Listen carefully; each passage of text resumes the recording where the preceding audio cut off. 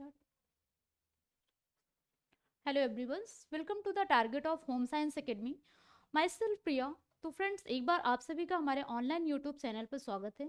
Friends जैसा कि आप सभी को हमारे थंबनेल के माध्यम से तो पता ही चल रहा होगा कि आज का जो हमारा टॉपिक है वो है हमारा सिलेबस ऑफ होम साइंस। तो फ्रेंड्स आज हम लोग बात करने वाले हैं होम साइंस का सिलेबस के बारे में। डियर फ्रेंड्स इससे पहले हम थोड़ा सा कुछ कॉमन चीज़ों पर डिस्कस करने वाले हैं। कुछ लोगों की क्वेरीज आई थी मैम होम साइंस का न्यू एग्जामिनेशंस मतलब होम साइंस का जो पेपर पैटर्न होता है वो कैसा होता है, एंड नेट का जो एग्ज़ाम होता है, नेट का जो 2022 का जो एग्ज़ाम होने वाला है उसका नया शेड्यूल क्या है, एंड इसमें आपके एग्जामिनेशन पैटर्न क्या होते हैं, पेपर पैटर्न क्या होता है, इसमें एज लिमिट क्या होनी चाहिए, एंड क्वालिफाइंग मार्क्स कितने होने चाहिए, क्वालिफिकेशन क्या होनी चाहिए। तो कुछ जनरल चीज़ों पे कुछ लोगों की क्वेरीज आई थी, उस पर हम लोग आज बात करने वाले हैं। ठीक, तो फर्स्ट ऑफ ऑल डियर्स हम इसमें बात करेंगे हमारा जो न्यू एग्जामिनेशन शेड्यूल है 2022 का। इसमें आपका देखिए कुछ कोविड में कुछ पैंडमिक की वजह से हमारा एक एग्जामिनेशन नहीं हो पाया है। अर्थात आपका जो नेट का जो आपका एग्ज़ाम होता है ये आपका साल में 2 बार होता है। एक होता है आपका दिसंबर में, एक होता है आपका जून में। ठीक, एक आपका दिसंबर में होता है, एक आपका जून में होता है। तो जो आपका जून वाला एग्जाम था वो तो समझ लीजिए आपका हो गया है, लेकिन आपका जो 2021 का जो आपका दिसंबर वाला एग्जाम था वो अभी नहीं हो पाया है। वो एग्जाम आपका 2022 में आपका मर्ज होने वाला है। मे बी पॉसिबल आपका इसी फेब लास्ट तक आपका इसका रिजल्ट आ जाएगा। जो भी हाल ही में नेट का एग्जाम होता है उसका आपका रिजल्ट आ जाएगा।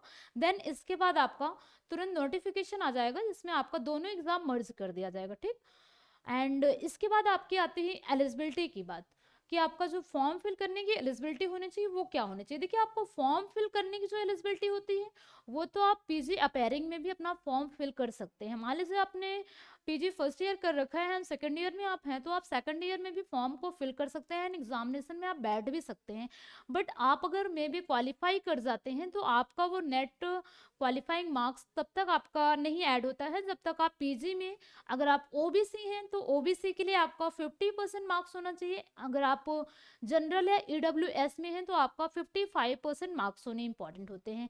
सो अगर आपका पीजी क्वालिफाई आपने कर लिया एंड 50% मार्क्स या 55% मार्क्स है तभी आपका वो क्वालिफाइंग मार्क्स माना जाएगा, अन्यथा आपका वो बेकार हो जाएगा, कोई मतलब नहीं होगा उसका। ठीक, और देखिए इसमें आपका कुछ लोग पूछ रहे थे मैम ये एग्जामिनेशन पेपर पैटर्न कैसा होता है। तो आपका जो पेपर पैटर्न होता है ये आपका, इसमें आपके 2 पेपर होते हैं। एक होता है आपका पेपर 1, एक होता है आपका पेपर 2। पेपर 1 जो आपका होता है वो होता है आपका, पेपर 1 में आपके आते हैं कुछ आपके जीएस के क्वेश्चन होते हैं। ठीक है, आपका इसमें पेपर 1 और पेपर 1 आपका 50 क्वेश्चन का होता है और पेपर 2 जो आपका होता है उसमें आपके 100 क्वेश्चन होते हैं। पेपर 1 में आपके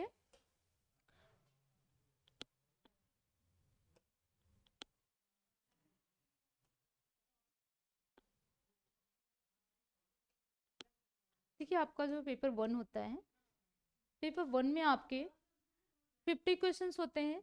आपका इसमें 10 यूनिट्स होते हैं। 10 यूनिट्स में आपके हर यूनिट से 5 क्वेश्चन लिए जाते हैं। जैसा इसमें आपका टीचिंग एप्टीट्यूड होता है, शिक्षण से रिलेटेड आपको टीचिंग से रिलेटेड कुछ क्वेश्चन होते हैं। एक आपका होता है teaching aptitude, research aptitude, higher education, communication होता है, डीआई के कुछ क्वेश्चन होते हैं, मैथ के कुछ क्वेश्चन होते हैं। तो ये सारे क्वेश्चन ये सारे आपके यूनिट्स होते हैं फर्स्ट पेपर का। जब आप फर्स्ट पेपर के सिलेबस को उठाएंगे, उसको पढ़ेंगे, तब आपको उसमें चीज़ें समझ में आएंगी। ठीक, तो उसमें आपके 50 क्वेश्चंस होते हैं एंड आपका जो सब्जेक्टिव होता है वो आपका सिलेक्टेड सब्जेक्ट होता है, आपने जो पीजी में ले रखा है तो उससे आपके 100 क्वेश्चंस होते हैं। ठीक, तो इसमें आपका जो आपका सिलेबस है होम साइंस का उसके बारे में हम बात करेंगे। उससे पहले एक चीज़ और आपकी क्वेरी आई थी मैम इसमें एज लिमिट क्या होती है। देखिए हम आपको बता देना चाहेंगे कि इसमें आपका जो नेट की एज लिमिट होती है वो कुछ नहीं होती, वो आपका 0 होता है। नेट में कोई एज लिमिट नहीं होती है। आप 50 ईयर्स तक, 70 ईयर्स तक नेट का फॉर्म आप फिल कर सकते हैं। नेट के एग्जामिनेशन में आप बैठने के लिए बाध्य होते हैं। लेकिन आपका जो जेआरएफ होता है, जेआरएफ में आपको 31 ईयर्स ही आप बैठ सकते हैं, उसके बाद आप नहीं बैठ सकते हैं। ठीक, एंड अब हम बात करते हैं अपने यूजीसी नेट होम साइंस के सिलेबस के बारे में।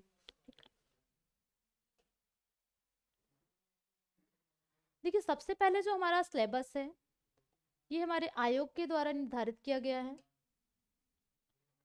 एनटीए के द्वारा निर्धारित किया गया है। ठीक है,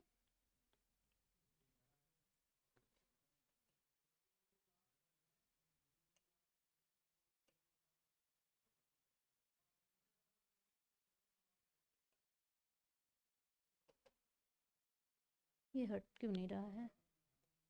हाँ, सबसे पहले इसमें आता है आपका होम साइंस को पहले आप समझ लीजिए। होम साइंस में आपके क्या होते हैं, 5 ब्रांचेस होते हैं, लेकिन एनटीए ने क्या किया है, एनटीए ने आपके 5 ब्रांचेस को 10 यूनिट्स में डिवाइड कर दिया है, ठीक है, उसको अलग अलग डिवाइड कर दिया गया है। एक यूनिट में आप, एक ब्रांच में आपके 2 यूनिट बना दिए हैं। जैसे आपके फर्स्ट यूनिट है आपका food science and food service management. तो देखिए आपका जो food science and food service management है, ये क्या होता है, ये आपका खाद्य एवं पोषण विज्ञान होता है, या आप यूं कह लीजिए आहार एवं पोषण विज्ञान होता है।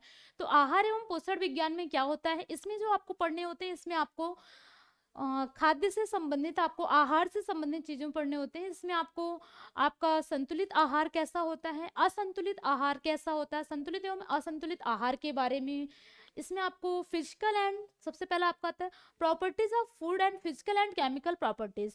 तो इसमें आपका क्या होता है कि आपके भौतिक और रासायनिक चेंजेस किस तरीके से होते हैं, इसमें आपके आहार पे जो भौतिक और रासायनिक परिवर्तन होते हैं वो कैसा होता है। नेक्स्ट इसके बाद आपका आता है quality evolution of food objective and subjective.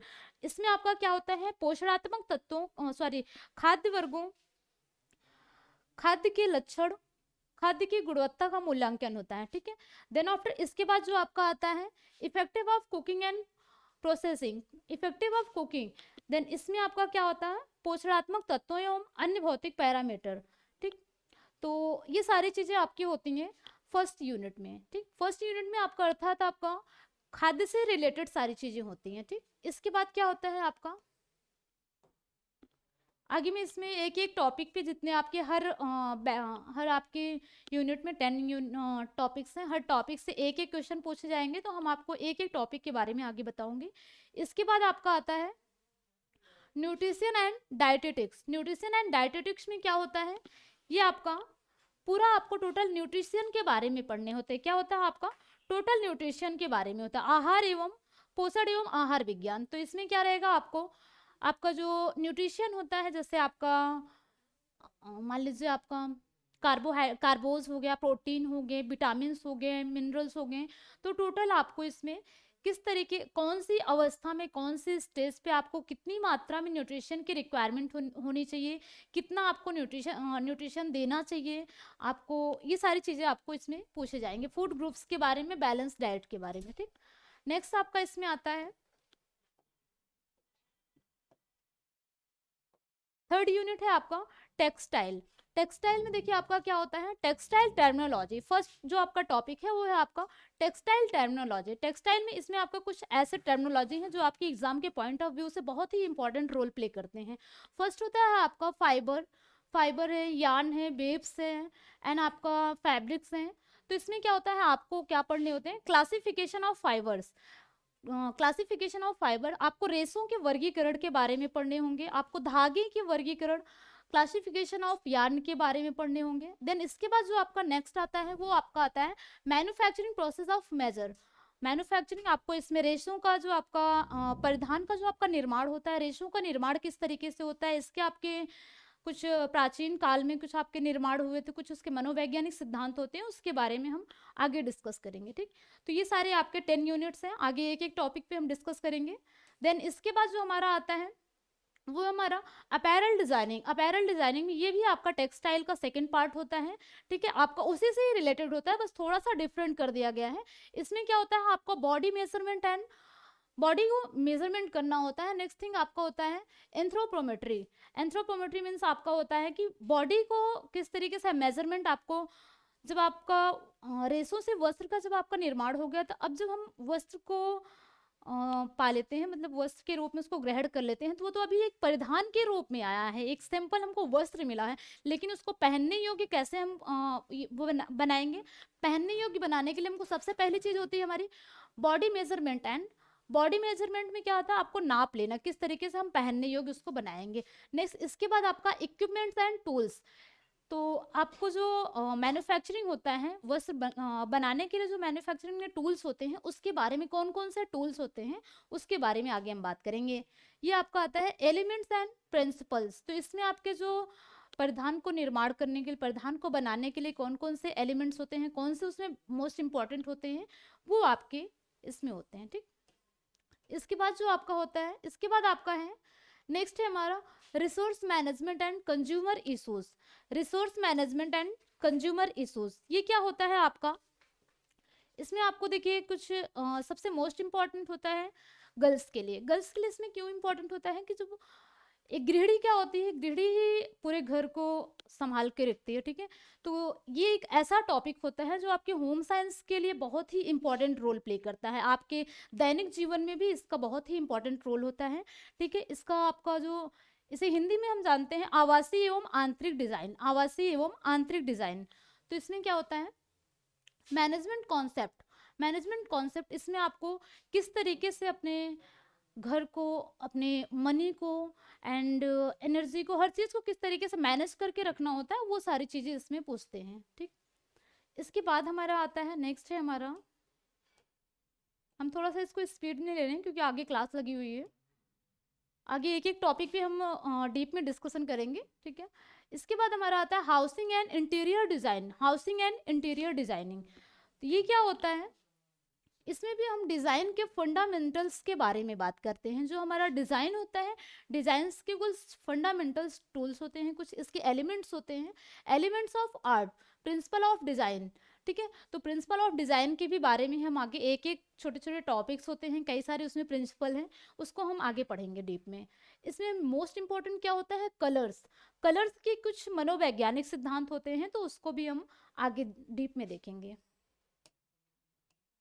ठीक। नेक्स्ट है हमारा सबसे इम्पोर्टेंट जो होता है, ये भी आपका यूजीसी नेट का एग्जाम हो या टीजीटी पीजीटी का एग्जाम हो या आपका एलटी ग्रेड का एग्जाम हो, कोई भी एग्जाम हो, ये आपके हर कॉम्पिटेटिव एग्जाम के लिए बहुत ही इंपॉर्टेंट होता है। इसमें हर एक एग्जाम में आपके क्वेश्चन यहाँ से पूछे जाते हैं। पहला जो आपका होता है, जो आपका यूनिट है, यूनिट क्या है आपका, child and human development, child and human development, बाल एवं मानव विकास। बाल एवं मानव विकास क्या होता है, ये एक ऐसा टॉपिक है जो आप, चाहे आप कोई भी कॉम्पिटिटिव एग्जाम दे रहे हैं, तो अगर यहाँ से इस टॉपिक को आप पूरा डीप में क्लियर कर लेते हैं, तो आपको कोई भी एग्जाम में अगर यहाँ से क्वेश्चन पूछा जाता है तो आपको कोई प्रॉब्लम नहीं आएगी, ठीक है।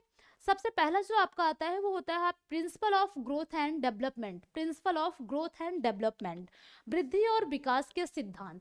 देखिए जो यहाँ से आपका क्वेश्चन होता है, वृद्धि और विकास के कुछ मनोवैज्ञानिक सिद्धांत होते हैं, उसके बारे में आगे हम बात करेंगे।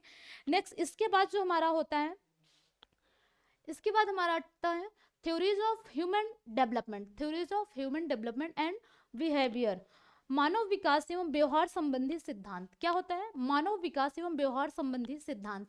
इसमें जो आपको पढ़ने होते हैं, इसमें क्या होता है आपका बालक का वृद्धि और विकास, बालक की वृद्धि और विकास के लिए आपको गर्भावस्था से लेकर वृद्धावस्था तक अलग अलग अवस्थाओं में किस तरीके से क्या चेंजेस होते हैं, उनके बिहेवियर में कैसे चेंजेस होते हैं, उन शारीरिक परिवर्तन कैसे होता है, मानसिक परिवर्तन कैसे होता है, कौन सी अवस्था में कैसे चेंजेस आते हैं, वो सारी चीज़ें आपको डीप में पढ़नी होंगी, ठीक। एक एक चीज़ें आगे हम बताएंगे।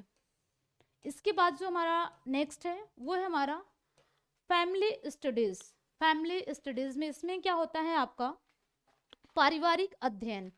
तो पारिवारिक अध्ययन में क्या है, देखिए आपका जब मान लीजिए आपका ह्यूमन डेवलपमेंट हो गया, बच्चे का विकास हो गया, वृद्धि हो गई, इसके बाद क्या होता है कि हमारा जो नेक्स्ट स्टेज होता है वो होता है हमारा dynamic of marriage and family relationship, dynamic of marriage and family relationship.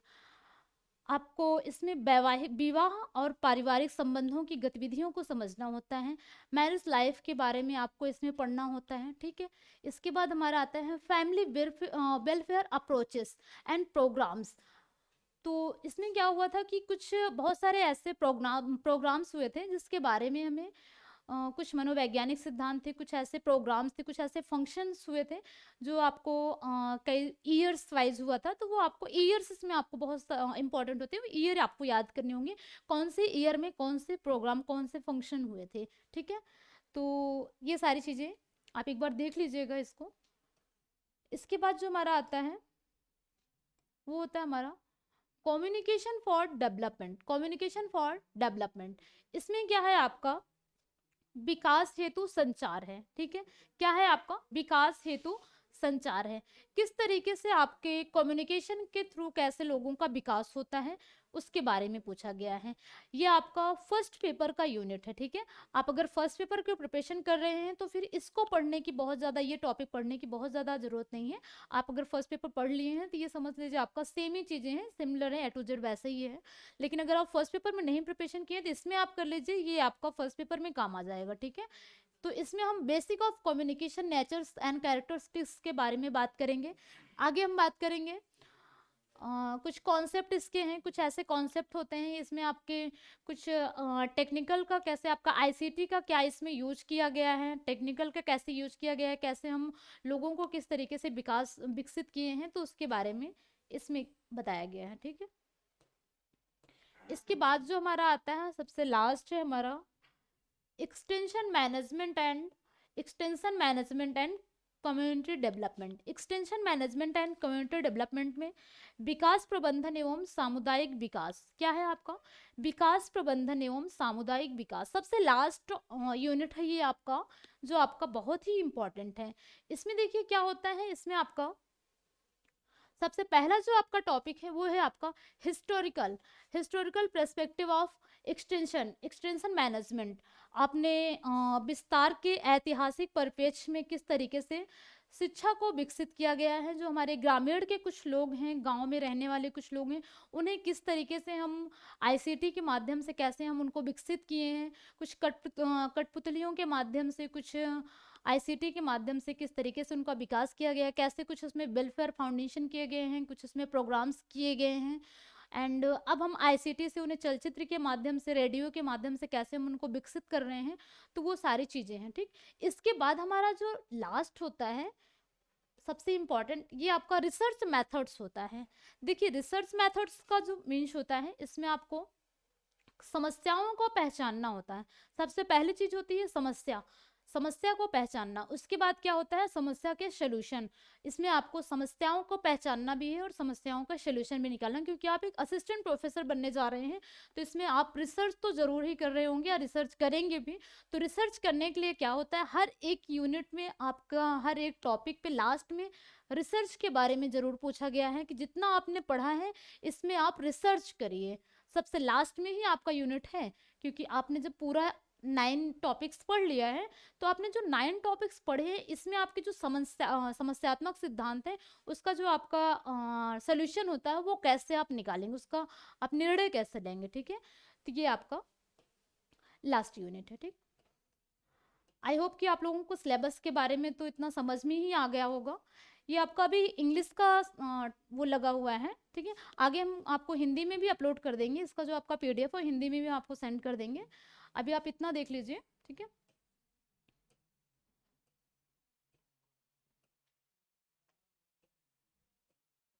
तो ये हमारा एनटीए के द्वारा निर्धारित किया गया सिलेबस है, जो आपका 2020-22 के लिए बहुत ही इंपॉर्टेंट है। आगे हम एक एक टॉपिक पे आपसे डिस्कस करेंगे। सबसे पहला जो आपका यूनिट है फूड साइंस एंड न्यूट्रिशन, तो इसमें हमारा जो सबसे पहला टॉपिक होगा फूड साइंस एंड न्यूट्रिशन होगा। इसके बारे में कल हम डिस्कस करेंगे। आज के लिए बस इतना ही। Thanks for watching. Welcome to the target of academy.